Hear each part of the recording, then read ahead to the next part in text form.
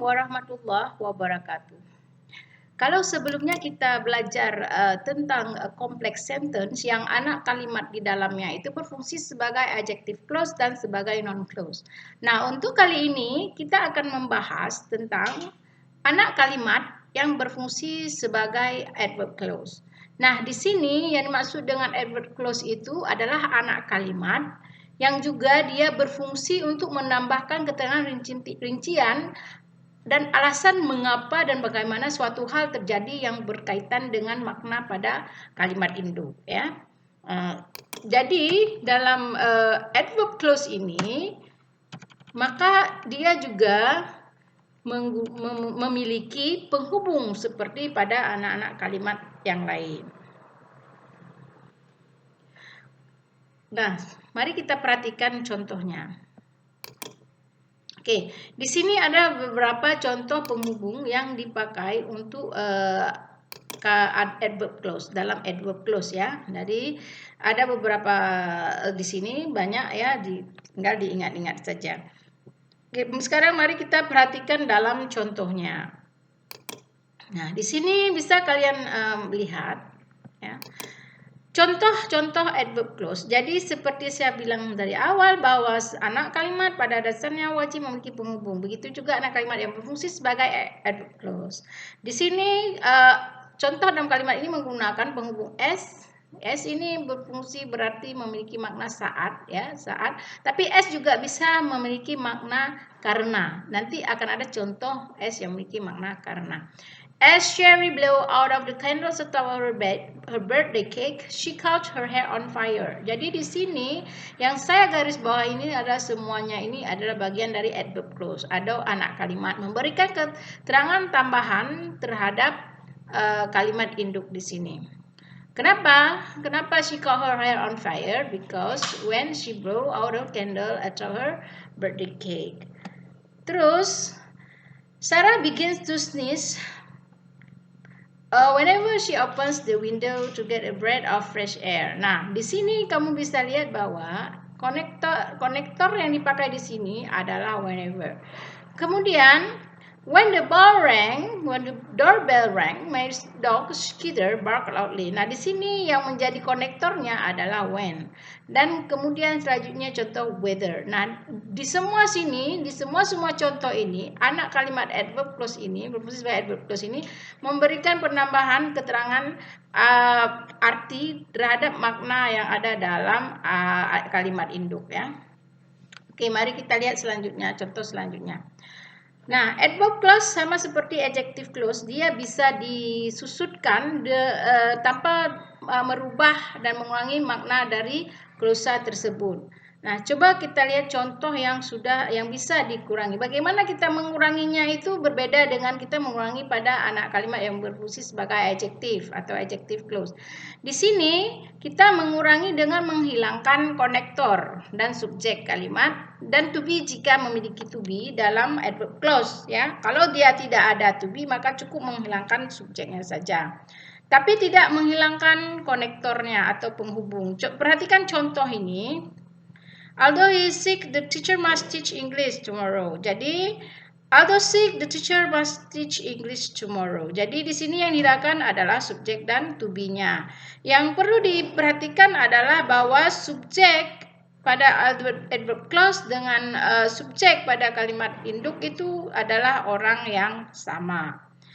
Kemudian when you are tired, you should take a rest. Jadi di sini kita menghilangkan subjek dan to be. Yang perlu diperhatikan bahwa antara you dengan you are tired dengan you should take rest itu adalah dua subjek yang sama. Subjek di adverb clause sama dengan subjek di kalimat induk atau kalimat inti. Jadi saat kita mengurangi tinggal kita menghilangkan subjek dan to be-nya. Nah, perhatikan selanjutnya yang tidak memiliki to be tetapi kalimat yang memiliki kata kerja atau verba, ya, dalam predikatnya. Kalau ini dia tidak memiliki verba.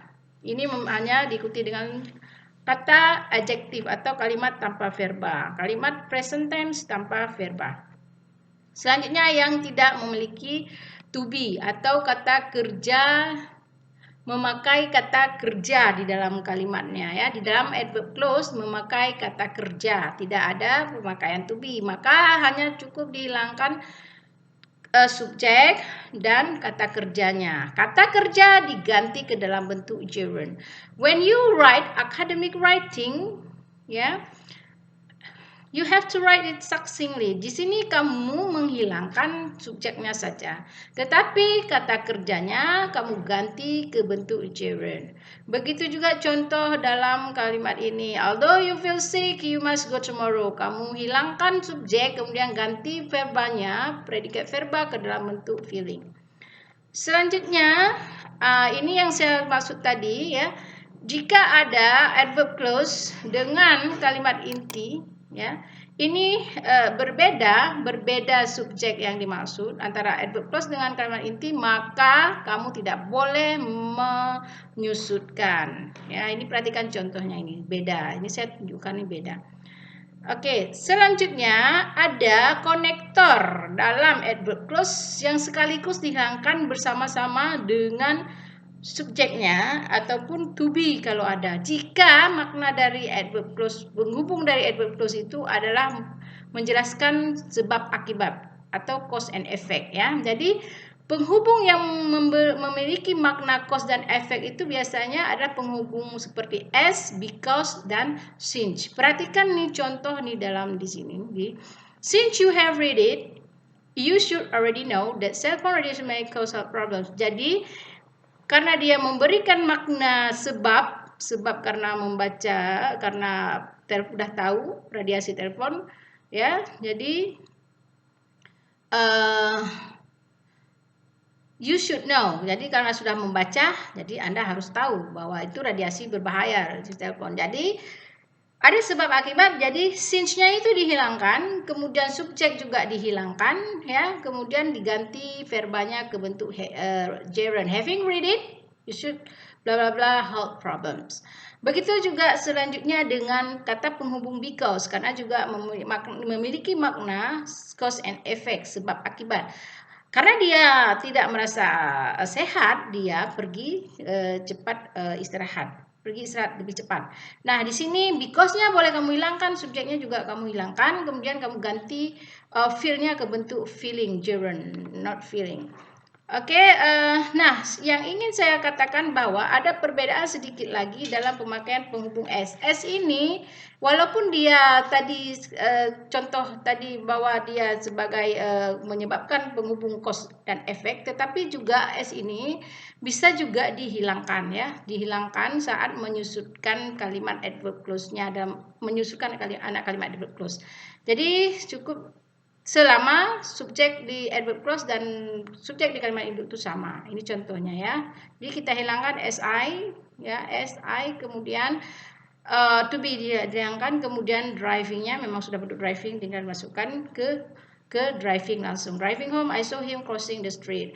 Nah, satu lagi, konektor yang as soon as itu saat disusutkan maka diganti ke bentuk kata open atau juga kata on. Oke, itu saja. Terima kasih.